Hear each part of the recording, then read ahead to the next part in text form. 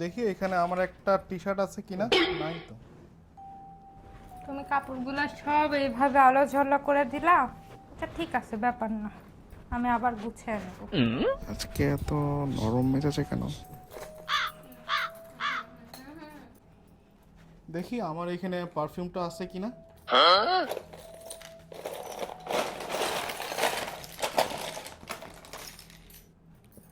এত কষ্ট করে এতক্ষণ গুছালাম, তুমি সব আলো ঝল্লা করে দিলা। আচ্ছা ঠিক আছে, আমি আবার গুছিয়ে নিব, সমস্যা নেই। হঠাৎ করে এরকম ভালো হয়ে গেল কিভাবে?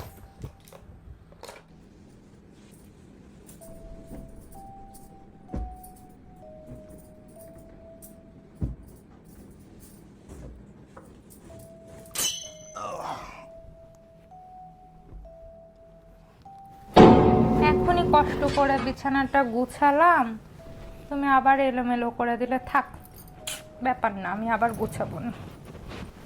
এই দাঁড়াও, এখানে বসো। কি হয়েছে তোমার? সকাল থেকে তুমি অস্বাভাবিক আচরণ করছো। আমার তো এসব ভালো লাগছে না। আগে যেরকম আচরণ করতো এখন তো কোনো আর ওই রকম আচরণ করছো না। আমি এগুলা সাজানো বিছানা ফেলে দিলাম, তাও তুমি কিছু বললা না। কি হয়েছে তোমার বলো তো? কি লাগবে তোমার বলো? কি কি এমন লাগবে? আমার ব্যাংক ব্যালেন্স, টাকা পয়সা সবই তো তোমার। বলো কি হয়েছে তোমার?